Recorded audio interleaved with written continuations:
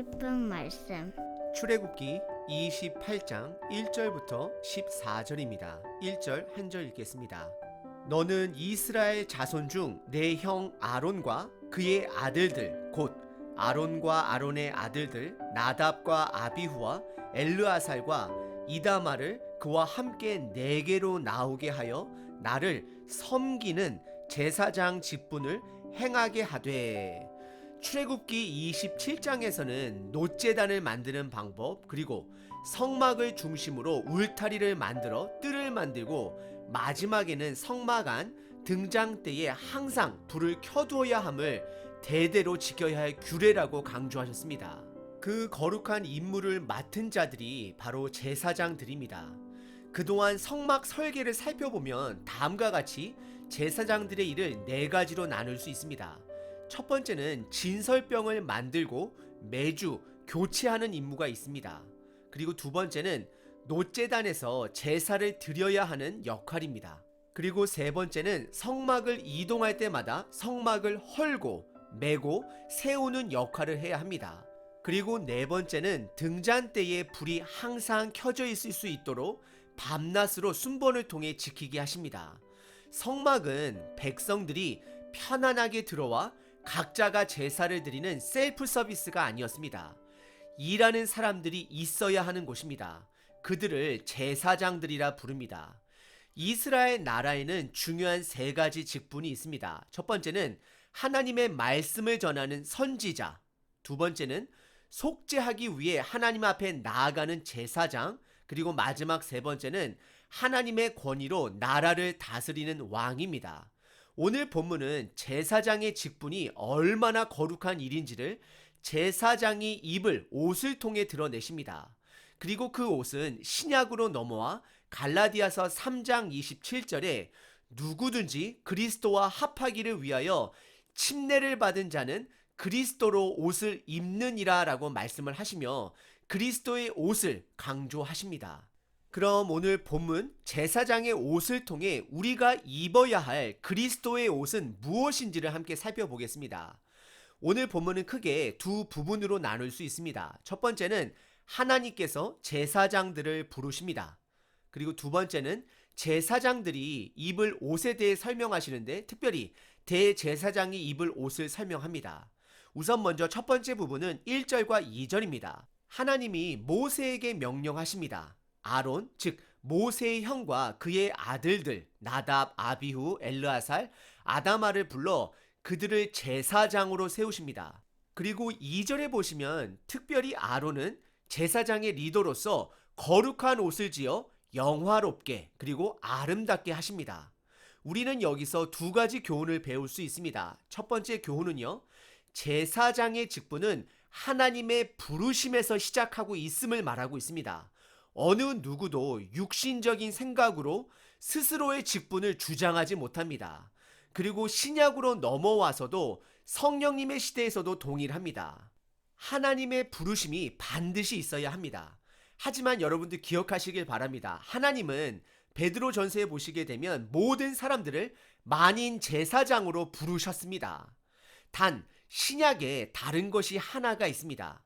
그것은 무엇이냐면요, 예수님 이외에는 이제는 더 이상 온전한 리더의 상징이 되는 사람이 필요가 없다라는 것입니다. 이 말은 우리에게 목사님이나 전도사님이나 리더들이나 집사님들이나 장로님들이나 이런 리더들이 필요 없다는 말이 아니라 온전한 리더로 상징되어지는 예수님과 같은 분이 필요 없다라는 것입니다. 왜냐하면 예수님 한 분만으로 모든 것이 다 충족되었기 때문입니다. 그래서 교회 안에서 리더를 세울 때는 하나님의 부르심을 반드시 점검하고, 두 번째는 공동체를 통해 검증된 사람을 반드시 뽑아야 함을 말하고 있습니다.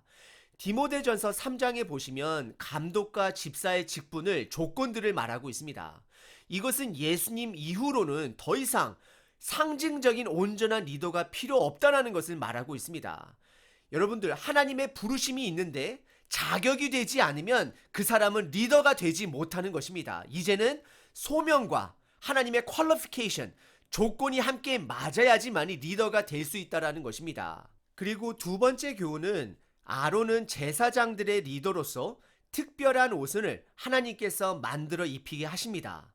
그것은 그의 죄악됨을 가리고 두 가지를 드러내기 위함입니다. 2절에 보시게 되면 첫 번째는 거룩한 옷을 지어줘서 영화롭게, 즉 거룩하게 하기 위함입니다. 그리고 두 번째는 아름답게 하기 위함이라 하나님께서 말씀하십니다. 이것은 예수님의 모습입니다. 예수님은 거룩하시고 아름다우신 분이십니다. 여기서 아름답다라는 것은 외적인 것을 말하는 것이 아니라 우리를 위해 본인을 희생시키는 십자가의 죽음, 그 아름다움을 말하고 있는 것입니다. 하지만 아론 자체는 거룩하지도 않고 아름답지 않기 때문에 이런 옷을 입어야 하지만 예수님은 이런 옷이 필요치 않으신 분이십니다. 그래서 실질적으로 예수님은 십자가 위에서 아무런 옷을 입지 아니하시고 고문으로 인한 피로 온몸을 덮으셨습니다. 하지만 그 어느 누구보다도 거룩하시고 아름다우신 분이십니다. 오늘 본문의 첫 번째 부분은 하나님께서 아론과 그의 아들을 제사장으로 부르시고 계십니다. 오늘 본문의 두 번째 부분은 제사장들이 입는 옷에 대해 자세하게 설명하고 있습니다. 이것은 보통은 제사장의 리더, 대제사장만 입었습니다. 하지만 예외는 있었다라는 것 또한 기억하시길 바랍니다. 그럼 3절서부터 14절까지 대제사장의 예복의 종류에 대해 살펴보도록 하겠습니다. 3절에 우리 성경에서는 지혜 있는 자가 옷을 만들어야 된다라고 표현을 하지만 원어의 뜻은 손재주가 좋은 사람을 뽑도록 합니다. 아마도 정교한 작업을 요구하기 때문입니다. 4절에 재주 좋은 자들이 만들어야 할 옷의 종류가 우선 6개를 먼저 말하고 있습니다. 첫 번째는 흉패, 두 번째는 에봇, 오늘 이 에봇에 대해서 살펴볼 것이고요. 세 번째는 겉옷, 네 번째는 반포 속옷, 그리고 다섯 번째는 관, 여섯 번째는 띠입니다. 우선 5절에 보시면 그 옷을 만들 때 성막 안쪽 커튼, 즉 휘장을 만들 때 사용되는 실의 종류와 동일합니다. 하지만 한 가지가 더 추가됩니다. 그것은 금색 실입니다. 기본적으로 청색, 자색, 홍색 실, 그리고 배실은 흰색 실을 말하는데요. 거기에다가 금색 실 하나가 더 추가가 됩니다. 이것은 하나님께서 성막 안에 있는 가구들의 금색과 연결을 지은 것입니다. 성막 안에 있는 가구들만 금색으로 입혔습니다. 예를 들어 성막 밖에 있는 놋 제단은 금을 입히지 않았습니다. 이것은 하나님의 거룩함을 성막 안에서 더 드러내기 위함인 것입니다.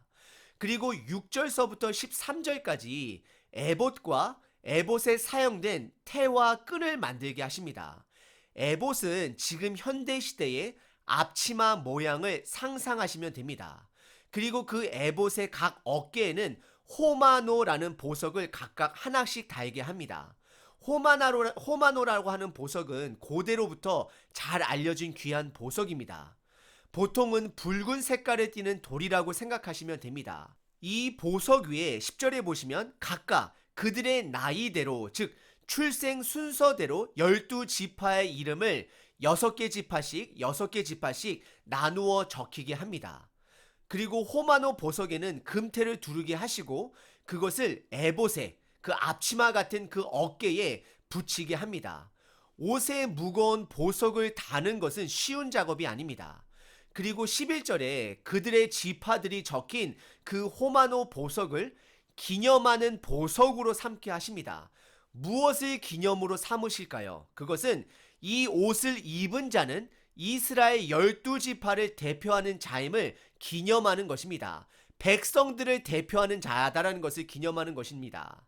그리고 13절과 14절에서는 그 에봇이 옷에 잘 붙어 있을 수 있도록 금으로 만든 태와 끈을 만들게 하십니다. 이 옷은 평상복이 아닌 예복입니다. 이 옷을 입을 때마다 제사장은 본인이 이스라엘 백성의 대표라는 것을 기억해야만 했습니다.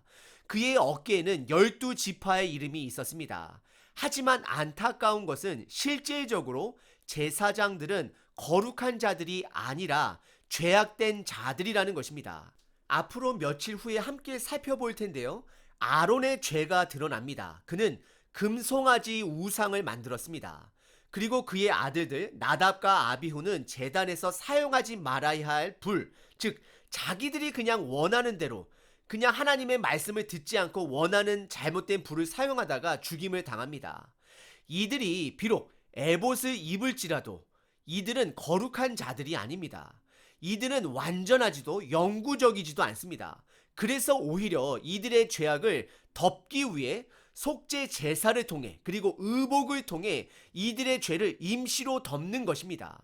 그래서 호세아서 3장 4절에 보시면 북왕국의 선지자였던 호세아는 다음과 같이 예언하고 있습니다. 이스라엘 자손들이 많은 날 동안 왕도 없고 지도자도 없고 제사도 없고 주상도 없고 에봇도 없고 드라빔도 없고 지내다가라고 예언을 합니다. 결국 호세아 선지자는 지금 그들에게 있는 제사장, 선지자, 왕들이 다 타락하여 사라지게 될 것을 예언하고 있는 것입니다. 결국 이들의 타락으로 인해 다시 애굽의 노예가 아닌 바벨론의 노예가 되는 신세를 당하게 됩니다. 하지만 하나님은 예수님을 우리들에게 보내주셔서 하나님의 말씀을 온전히 전하시는 선지자, 우리들을 위해 대신 죽어주시는 온전한 제사장, 그리고 온전한 왕으로 이 땅에 다시 오실 우리의 진정한 왕으로서 우리에게 보내주신 것입니다. 그래서 우리들에게는 더 이상 이 땅에 구세주를 상징하는 리더는 필요가 없게 되는 것입니다. 혹시 여러분들 각자의 교회를 부흥시킬 인간적인 리더를 아직도 찾고 기다리고 계신가요? 그 찾는 시간에 우리 각자 스스로가 갈라디아서 3장 27절의 말씀대로 그리스도의 옷을 입고 베드로전서 2장 9장의 말씀대로 왕같은 제사장의 역할을 감당하시는 저와 여러분 되시기를 바랍니다. 예수님은 이 땅에 대제사장의 모습으로 오셨습니다. 어떻게 보면 이 땅의 첫 대제사장은 아담이었습니다. 하지만 아담은 하나님의 임무를 실패한 자였습니다.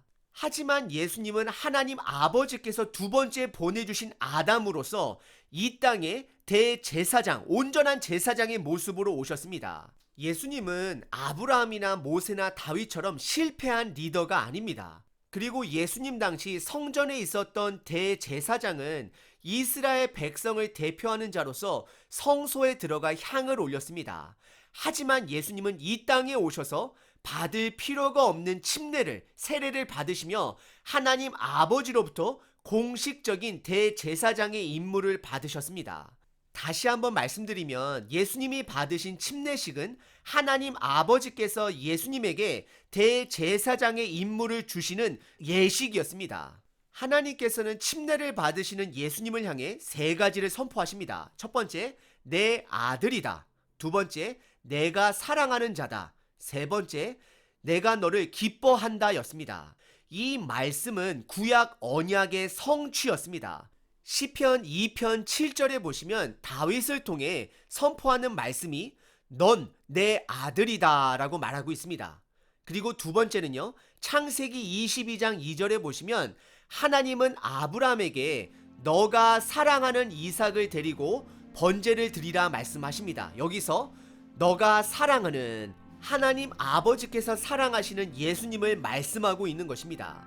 그리고 마지막 세 번째는 이사야서 42장 1절에 하나님이 기뻐하는 자, 곧 이방의 정의를 베풀 자다라고 말씀을 하십니다.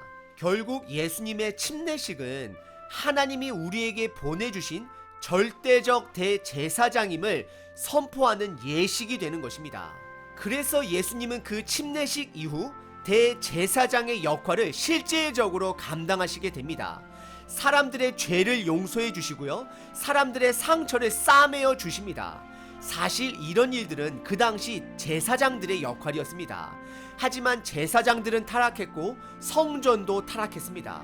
그리고 예수님은 그의 제자들과 산에 올라가셔서 그의 변화하신 모습을 보여주며 그들에게 다시 한번 절대적인 대제사장의 모습을 확인시켜 주었던 것이었습니다.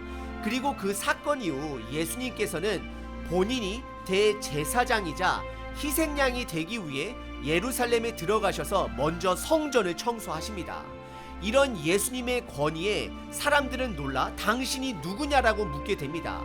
그때 예수님은 내가 다윗이 그렇게 간절히 원했던 대제사장이다라고 선포하게 되는 것이고, 이것으로 인해 예수님은 대제사장, 제사장들 앞에 끌려가 다음과 같은 질문을 또 받게 됩니다. 너가 기름 부음을 받은 자냐라고 물었을 때 예수님은 또다시 동일한 답을 하십니다. 그래, 내가 바로 그 대제사장이다라고 말씀을 하십니다. 이것으로 인해 예수님은 인간 제사장들로부터 십자가 위에서 죽임을 당하십니다. 그리고 성막 안에 지성소에 있는 휘장을 위에서부터 아래로 찢으시며 아담의 죄로 막혔던 하나님의 구원을 모든 사람에게 흘러 넘치게 했던 것이었습니다. 그리고 다시 살아나신 예수님은 우리들을 이 땅에서 거룩한 제사장이 되어야 하는 거룩한 임무를 다시 우리들에게 주셨습니다. 여러분들, 오늘 하루 어떻게 사시겠습니까?